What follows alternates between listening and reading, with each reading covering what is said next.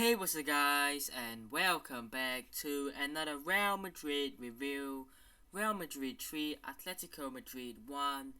It's a Madrid derby win. We're through to the Copa del Rey / Copa de España semi-final. And overall, it's a win for sure. We will absolutely take it. But how many times have we been saying that we don't do well in terms of cup competitions like the Copa de España? And we might actually have a chance. Now, I will be talking about the potential draw because I think the draw is on Monday, so we'll see who we get. The last few teams, I believe, are Osasuna, Barcelona, and Athletic Club Bilbao. So, realistically, you want Osasuna or Bilbao. You don't really want Barca at this stage, considering you're in the last four. Two of the three teams are, not easy but doable. And Barcelona is not the most ideal game ever. So, look, if we get Barca, we get Barca. If we get Osasuna, we get Osasuna. If we get Athletic Club Bilbao, we get Athletic Club Bilbao. But it's just an opinion, right? But let's talk about this game. So much happening in terms of Real Madrid and the rivals. El Clasico is still the biggest game for Real Madrid every year. When we play Barca, it's the most hyped game. But when you talk about the fierce side of things, the real fighting going on, nothing beats the Madrid derby. I mean, look, there is banter, there is taking the piss, there is having a laugh, but there is also things like abusing a 22-year-old player with racist abuse, right? I didn't want to start things off with the hate to Vinny, but I've just seen so much happening.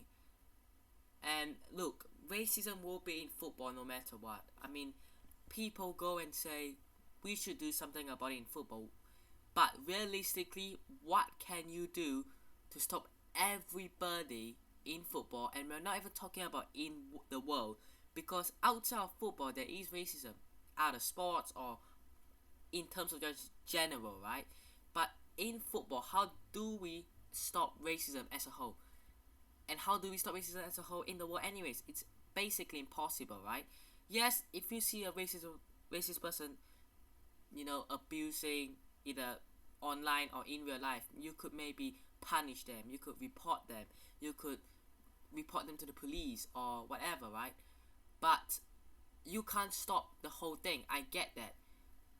But the door that they make with, I believe, a sign saying that Madrid hates Real Madrid or something like that is too much. It's too much. Basically, they made a door and put Vinny's shirt on it and hang it at some random bridge in Madrid and stuff. Now, I don't know the full details of what is happening. I can't say this has happened and this has happened, but based on what I've seen online, I can say I can sort of see and know some of the things that has been happening. But look, something has to be done, and La Liga has been coming out and saying we have been trying to stop this. We don't endure, we don't tolerate racism. Now,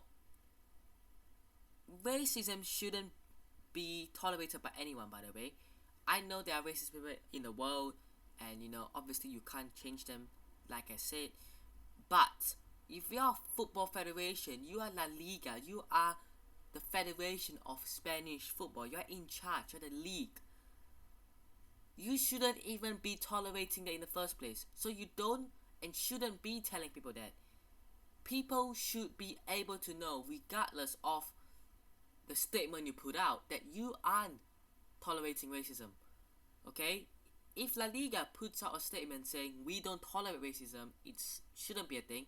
Who cares? You shouldn't be tolerating it anyways. Putting that wouldn't change anything. Do you think that you putting a statement out saying we don't tolerate racism bother anyone. Do you think those Atletico fans who did that would care? They don't care because they're actually doing it now. Because racism shouldn't be tolerated, and yet they don't care. You're not doing anything. Okay, if you think that putting a statement out there and saying we don't tolerate racism is doing a lot, then I'm sorry, I don't know what you're doing, right? That is not helping at all. Literally, it's not. Okay, but they have to take actions. Action speaks louder than words, right? They have to do something, whether it's finding out who these people are, banning them. Atletico have to do their part as well by finding these fans and banning them and stuff. Something has to be done. Something has to be done here, rather than saying we do not tolerate racism, because people know you shouldn't tolerate racism. People know that, right? So who actually cares whether you do? You shouldn't anyways. So it almost doesn't make sense to be putting out so many statements every time. Like, we don't tolerate racism. We don't tolerate racism. Of course you don't. You shouldn't. So something has to be done, in my opinion. And I think a lot of people's opinions as well. I wonder what will be taken. I wonder what will be done. Something has to be done. That is just it. But let's talk about the football wise. A 3-1 win at home against Atlético. The first half was not going our way. We considered the goal and we were poor in the first half, as we have been for majority of the games this season, especially after the World Cup. But again, second half, bouncing back, bringing it into extra time and winning. Overall, I wouldn't say it was a good, convincing performance. But last season is the same. We, especially in the Champions League, we weren't convincing. We weren't playing our best, but we got the job done. And as long as we get the job done, we get the results. It might be grinding out the results. It might be scraping a 1-0 win or coming back from behind to win. As long as we can get something, I'll be happy. Now, second half we played much better. Like I said, Rodrigo with the goal. We'll talk about more specific details later on. And then extra time, Benzema and Vini scoring. I feel really, really good that Vini scored and celebrated as well.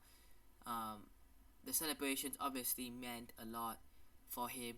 And another part of celebration, I mean, if you're a player, you score, you should be allowed to do any celebration you want. I don't understand this hate to Vini as well, by the way, for his celebrations. I mean, Griezmann used to dance, and a lot of other players in general have done celebrations. Vini isn't the only one. So what is this hate on about him dancing? What is wrong about dancing? He's not doing something that is like rude or doing some gesture. It's just a dance. I mean, typical fans out there who just want to find ways to abuse someone and speak back about someone and put someone down. It's really common, and of course it happens to Vini as well.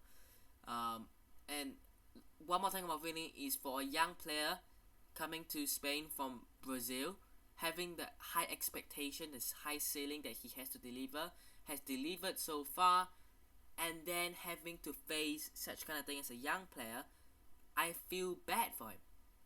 Because except for Real Madrid fans, he doesn't have that much backing. He isn't in his own home native country where the people from the country could back him up. I know there will be Spanish people who will back him up even if they're not Real Madrid fans. I'm sure there will be people like me worldwide will be backing him up, right? Real Madrid fans. But think about it, right? Players like Rashford, Sancho and Saka got the same. And I'm not saying they deserve it, by the way. Obviously not. Absolutely not.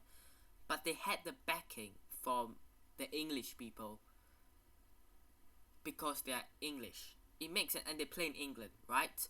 Now, I know they still had a lot of abuse anyways, but it's almost like they've overcome that because they had lots of love.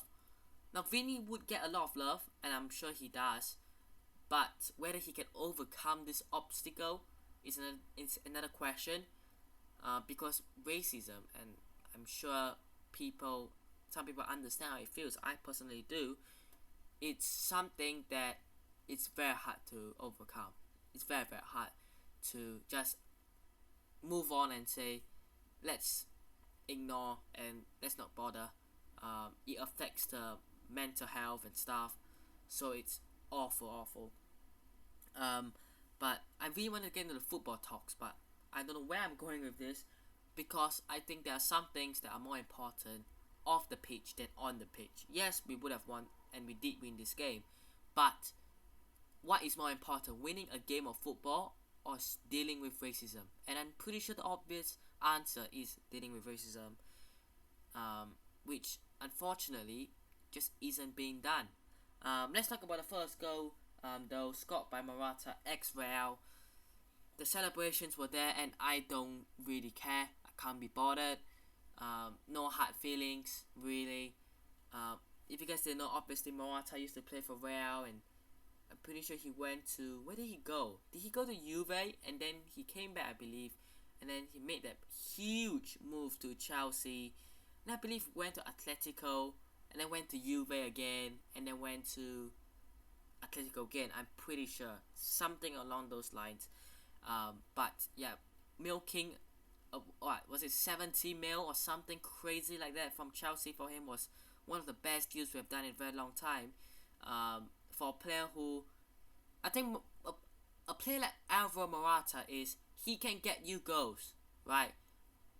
For example, the goal he scored, put a ball into the box and he's there to tap it in, right? It's a tap in, but it's a goal. It's still a goal. But he isn't your number 9 for the whole season. He isn't going to be a main number 9. I don't think he's Atletico's main number 9. I genuinely think that they'll probably play Correa, maybe Griezmann, maybe Depay, maybe Carrasco over him. But he's a good squad player, he's a good rotational player. He is a good player, but he isn't that player who was ever going to elevate us, and getting rid of him for that crazy amount of money was incredible, and no hard feelings. Fair enough. He scores after Koke with a very nice over the top ball from Molina, who then sent in a low cross for Morata, and like I said, a simple tap in really. But I mean, it's the same discussion with Erling Haaland. Tap in is a goal, whether it's a tap in or a screamer or bicycle kick or penalty or free kick. It's a goal is a goal. I really don't like this saying of, oh, he only scored tap ins and stuff like that, and it's just stupidity. It's really stupid. However, Rodrigo, with arguably the best goal of the match, I think definitely the best goal. Maybe Vinny's goal is up there as well. Maybe even Benzema's goal. I think all 3 goals we scored were really good. But Rodrigo, I don't want to make this comparison, right? But doesn't Rodrigo remind you of a younger version of Messi? Just young Messi, just dribbling past everyone. And I remember the nutmeg on Boateng as well back in the day. But prime Messi, not necessarily prime Messi at his best, but young Messi was destroying defenders and just getting past all 4 or 5 players. And Rodrigo just did that. He got past 2 to 4 players, and putting in a near post past Oblak. I have no idea how he didn't save that. Maybe it looks easier than it actually is, but Rodrigo with an incredible goal, which gave us the time to go into extra time, and then we scored in the 104th minute, just before the end of the first half in extra time. Benzema with the goal, Asensio with a low cross in, miskicked by Vinny Jr., but luckily enough Benzema is there to put it beyond Oblak. It was quite a narrow finish, it was so close to the post, but there was just a small gap because Oblak was diving there, and if he was closer to Oblak, he would have saved it. So the distance between the post and Oblak was that close, and it just went in. Pretty good goal though. I'm not too sure if Vinny actually miskicked it or it was just he was trying to get it to Benz. But you know what? I don't care. I don't mind it. It's a goal. And in the 120th minute, Vinny Jr. makes it 3-1. Actually, he started his run from the own half, our own half, went over to the other half, beating again 2-3 plus players, not making Ronaldo, and scoring as well, which sealed the victory. Overall, like I said, it's a victory. That's first. It's us through to the semi-finals. It's something that we've been saying, that this team has the ability to come back when we need it. It's obviously something good. It's a fighting spirit to go all the way to the end. And again, it takes moments of magic from players like Rodrigo, that they just switch on at that time, at that moment, and then they go and do something ridiculous like scoring that golazo, right? But are we going to be able to cope with going 1-0 down every game? Now, against Atlético Bilbao, I did say that the real test would be against Atlético, because against Atlético Bilbao, we played quite well. I didn't really see much from Atlético Bilbao, so I was wondering, was it because we actually played quite well, or was it because Atlético Bilbao weren't a stronger side like a Barcelona or Villarreal, whom we have lost to recently? And this Atletico game would be perfect. Now, Atletico Madrid, we know how they play. They play in a way where it's super defensive, and they, have that one moment or two as well where they just get a goal. But realistically, in terms of holding it on for the full 90, they aren't it. They're probably going to play like 17 minutes before switching back to full defensive anyways, right? So it's easier to get at them than a Barcelona, then maybe a Villarreal, or maybe even a Sevilla at their best. Atletico as well haven't tended to do that well against us in previous years. When was the last time they actually beat us? I can't remember. But this really showed quite a lot. Now, realistically, it did tell us that we can beat the Atleticos, the Barcelonas, the Villarreals, if we're actually playing quite well. And maybe the game against Villarreal and the game against Barcelona was just a one-off, a poor performance, just one-off. But can we really say this Atletico game we controlled it, when I would say 45 minutes at least we were the worst side? Atletico first half were the team going forward, the team pushing. They got that 1-0 lead, which maybe Simeone thought was enough, so he went to switch back to full defensive, which we took advantage of, and we scored the equalizer, brought it to extra time, and then Savage lost his head, got one yellow card, and then a few minutes later got another yellow card after tripping down Camavinga and then getting sent off, and then we got the 2 goals. Does that prove that we are a strong and capable side against the big teams? Now, again, this game, if we had beaten them maybe 3-0, or we played quite well for majority of the game, would have been a good answer. Now, on one side we beat them, on the other side we played worse for 45 minutes, so it's hard to answer that question really. But next up we've got another solid side in Real Sociedad. Now, Real Sociedad are a team who I think will be pushing for the top 4. Maybe not. Worst case, they'll be a 5th, 6th, 7th side. They're definitely a top 10 side. Not like Atlético Bilbao, who I would put in the mid-table category. I think Sociedad will be pushing for Europe at least, right?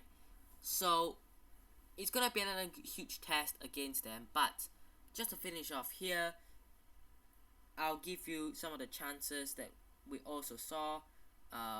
54 minutes in, Nacho with a ball drilled it into the box. I think it was flicked by Valverde, but Benzema couldn't get there. And in the 57th minute, Benzema had a left-footed shot denied by Oblak. Atletico had a chance here, 73rd minute. Griezmann's powerful free kick beaten away by Courtois. Wow, what a free kick that was. I mean, we know Griezmann can hit a free kick for sure. But that free kick was just wow. He just smacked it, really. He went for the power. You know, more than the accuracy, it was just the power. And then another chance for Griezmann here. Missed an absolute sitter. I thought he was going to score. I think it was like 10 yards out or something. And he just missed it. He was basically in a 1v1 realistically. It's almost like on FIFA, you just play the offside trap and it didn't work out. It felt like when that moment happened, I was like, where are the defense? Why are they like pushing forward? And basically Griezmann was left true. And somehow he didn't score. And yeah, that's about it for the chances. Overall, like I said, good win, decent performance in the second half and in extra time. Real Sociedad will be the one to show us. Are we back? Was Villarreal and Barca just maybe a one-off, or bad day in the office, or lack of concentration? Who knows? And also, the Copa del Rey / Copa de España draw is happening on Monday. I would prefer getting an Osasuna and Atlético Bilbao, because I believe that the games will be played in March and April, I believe. So I think if we get Osasuna or Athletic Club, it'll be February and March. But if we get Barca, it'll be March and April. Now, pushing it so late into April means that the final will probably be late April, early May. We don't really want that much games towards the end, because we know that if we get further down the season and we have more games, it's gonna affect us. Now, I think the reason as to why we can't play Barca in Feb is because of their Europa League games. So realistically, they can't put a time in their calendar, which makes sense, I suppose. But yeah, I would prefer Osasuna. I would prefer Atletico Bilbao, like every other Real Madrid fan. But if we get Barca, so be it. It's what it is. But yeah, hope you guys have enjoyed today's Real Madrid review. These few days we are live on Twitch, doing Team of the Year pack opening and stuff. So yeah, come join us today. When I'm recording is Friday, and I might go live on Twitch to do some pack opening, because yeah, full Team of the Year in packs, honorable mentions in packs as well. So you know, we'll be over there as well. And by the way, to those of you who are asking me about the career mode series, there will be 2 more episodes at least, because those 2 episodes are the end of the season. Now whether we end the series, you will have to wait and find out. And yeah, just see how it goes really. I'm trying to find time in my schedule to upload them. I might upload them on either Saturday, Sunday, maybe Monday, Tuesday, maybe Sunday, Monday in the middle as well. I'm trying to see what I can do to upload them, because editing them is actually quite difficult really, and editing them is quite difficult, and then obviously having to, you know, get the video prepared and stuff is not easy. And I've got to be honest, I have been slacking recently. You know, rather than editing my videos, I've probably been grinding on FIFA or taking a nap. So it's my fault really. I'm sorry, but I will try to get those videos back as well. But hope you guys have enjoyed today's review. Hit the like button if you guys did enjoy today's review. Subscribe to channel if it's on already. This year 2023 we'll be pushing for more. And yeah, I'll see you guys in the next one. Peace.